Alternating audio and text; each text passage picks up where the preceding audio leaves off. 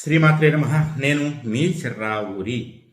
2016 సంవత్సరంలో నేను 3 YouTube channels పెట్టాను. మొదటిది చిర్రావూరి ఫౌండేషన్, రెండవది చిర్రావూరి జయం, మూడవది చిర్రావూరి ఆర్మీ.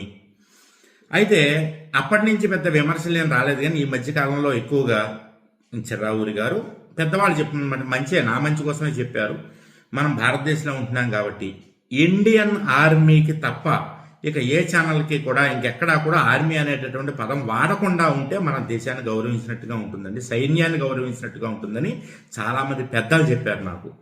అందువల్ల దాన్ని ఎలా మార్చాలి, పేరు ఎలా మార్చాలి చెప్పి అనుకుని చివరికి ఈరోజు ఆ ఛానల్ పేరు మార్చేశాం.